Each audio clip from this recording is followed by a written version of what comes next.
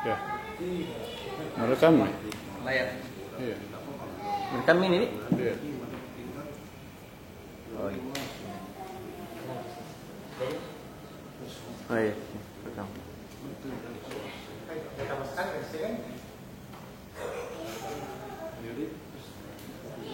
Mas, kita saudara.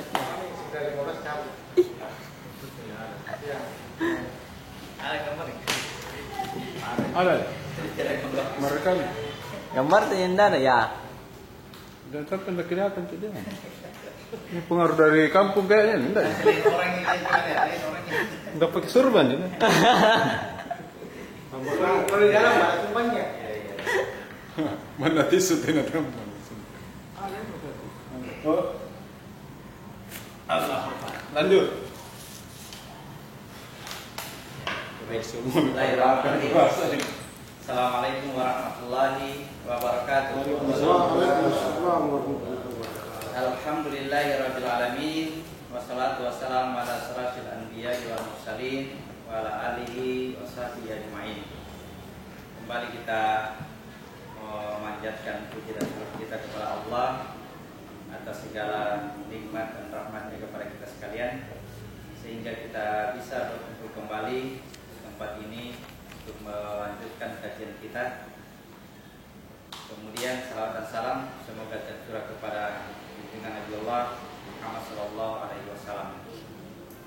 Malam ini kita lanjutkan kajian tentang Nabi Sulaiman yang terakhir kita bahas. Sulaiman mengirimkan surat kepada Balqis melalui perantaraan burung, di mana isi suratnya adalah tentang basmalah. Jadi kita sudah paham, ya, mudah-mudahan tidak dilupa kalau basmalah dikirim melalui perantaraan burung, berarti dia terkirim melalui napas. Dan bahasa dijatuhkan berarti dia asalnya dari atas.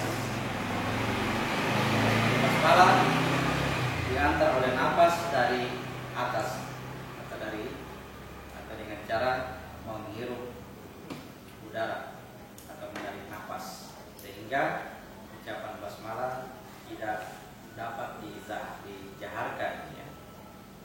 Tapi mau atau tidak mau dia pasti terbaca. Hanya saja dia tidak dijahatkan, disirkan, tersembunyi. Jadi tidak ada lagi perdebatan itu apakah diucapkan bisik-bisik atau tidak. Dia mengikuti tarikan nafas. Kita baca lagi. Mulai surat 27 ayat 29 sampai 31. Terakhir 3 ayat terakhir. Surat 29 sampai 31. Dia Balqis berkata, "Wahai para pembesar, sesungguhnya telah disampaikan kepadaku sebuah surat yang mulia. Sesungguhnya surat itu dari Sulaiman yang isinya Bismillahirrahmanirrahim. Janganlah engkau berlaku sombong terhadapku, dan datanglah kepadaku sebagai orang-orang yang berserah diri." Ya, perhatikan basmalah ini dari atas turun ke bawah itu Bismillahirrahmanirrahim.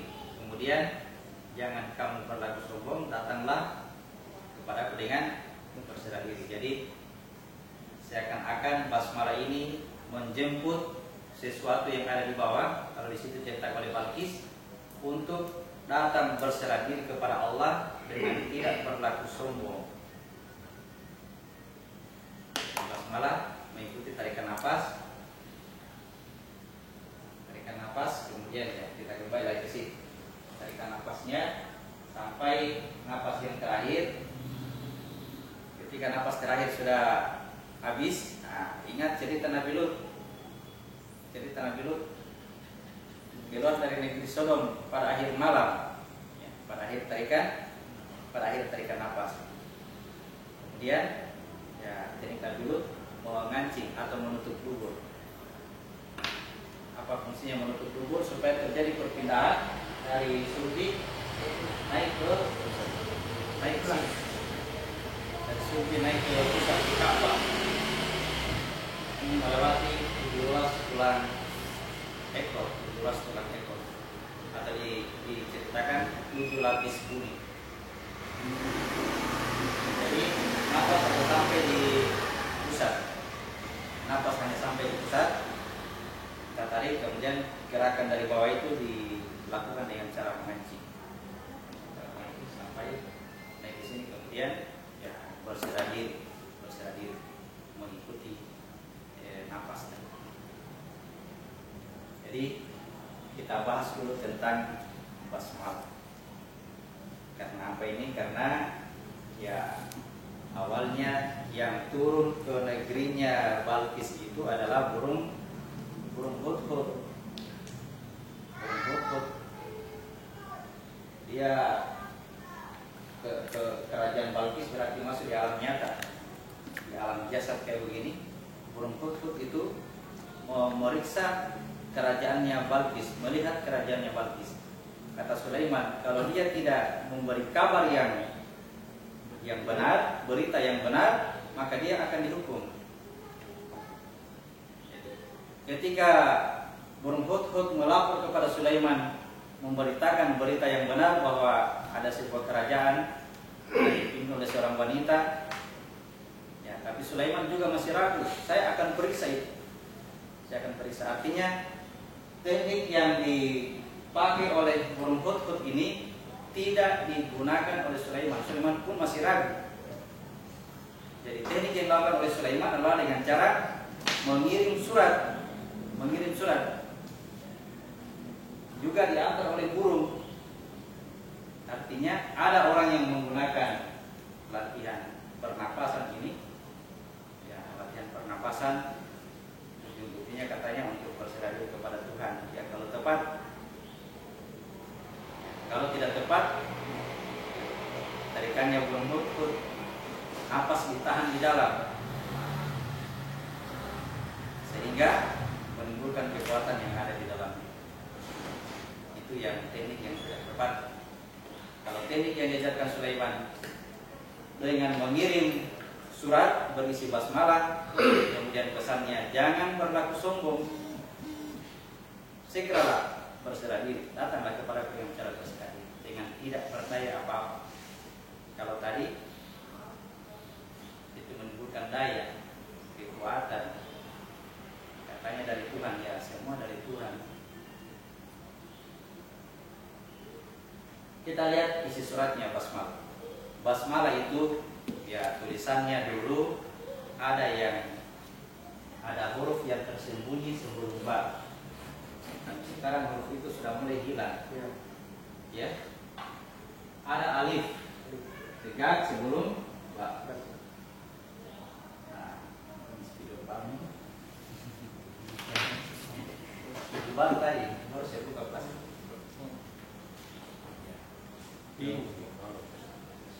Tingkat 39, kemudian Ar-Rahman, kemudian Ar-Rahim.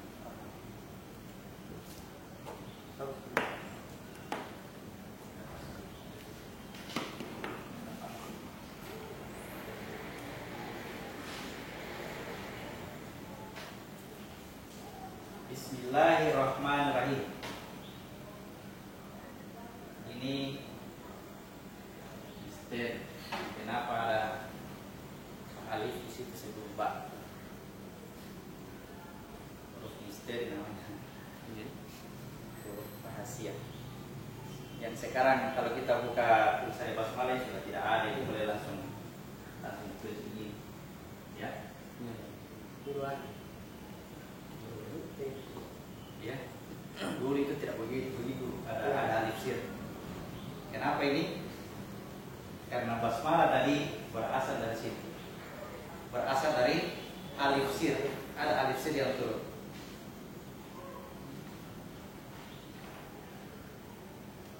Alif sir ini menunjukkan apa? Perjalanan napas dari titik yang alif sir itu dari titik tertinggi ke titik yang terendah. Alif sir itu adalah kolam, ya. Ini kolam. Yang pertama kali dicipta adalah qalam. Ada hadisnya, saya tidak tahu, saya tidak hafal itu. Yang pertama kali dicipta adalah qalam. Lalu Allah perintahkan kepada qalam untuk menulis. Ternyata yang ditulis adalah Bismillahirrahmanirrahim. Qalam. Panjangnya qalam mulai dari tempat terbitnya matahari sampai tempat terbenamnya matahari. Panjangnya qalam itu tidak ada ujung. Tapi dia dari ujung rahasia sampai ujung nyata, itulah qalam. Tugasnya menuliskan nama Allah. Bismillahirrahmanirrahim. Jadi ini ditunjukkan dengan gerakan nafas. Ini manusia, ya, perjalanan nafas dari atas sampai ke bawah. Isinya adalah Bismillahirrahmanirrahim. Jadi alif sin itu tadi melekat pada basmalah. Melekat pada basmalah. Jadi turunnya dari titik atas sampai titik bawah adalah Bismillahirrahmanirrahim. Ternyata yang dilewati oleh basmalah ini, ya, ternyata 7 buah titik. Dan 7 buah titik itu dijelaskan melalui surat Al-Fatihah. Disebut sebagai 7 ayat yang dibaca berulang-ulang. Ya. Ashabul Masani, 7 ayat yang dibaca berulang-ulang. Itulah Al-Fatihah. Dari atas ayat pertama ditunjuk pada titik paling tinggi, Alhamdulillahi Rabbil Alamin. Ingat, basmalahnya adalah turun. Basmalahnya turun. Kemudian di atasnya Alhamdulillahi Rabbil Alamin. Masuk ke alam sifat sini. Masuk ke mata Ar-Rahman Ar-Rahim.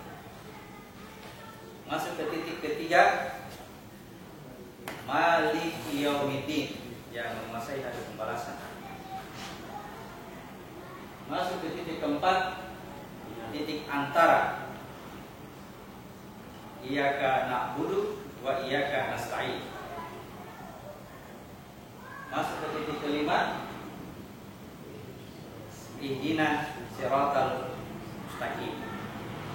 Masuk ke titik keenam, Siratal ladzi an'amta alaihim. Masuk ke titik ketujuh, Ghairil maghdubi alaihim waladdallin. Di dalam penulisan Al-Fatihah ini digabung, ya, Siratal ladzi an'amta alaihim ghairil maghdubi alaihim waladdallin. Kenapa? Satu alam bumi. Alam bumi sini, satu tempat dia. Cuma satu inti bumi, satu pusat bumi. Pusat bumi di Ka'bah, inti bumi dihiaskan dengan suci. Jadi tertulis satu ayat, tapi dia terbagi dua tempat. Satu tempat titik aman, satu tempat kezaliman dan keburukan. Al-Fatihah. Oke, jadi ya, kemudian dari 7 titik ini, dari 7 titik yang tadi kalam ini, kalau menunjuk secara keseluruhan dari titik tertinggi sampai titik terendah, dari titik tertinggi sampai titik terendah, ya, ternyata dia juga terbagi 6. Ada 6 kalam yang mengurut Al-Fatihah tadi. Dari sini ke sini satu kolam, satu pena. Dari titik Ar-Rahman sampai titik Malik satu kolam.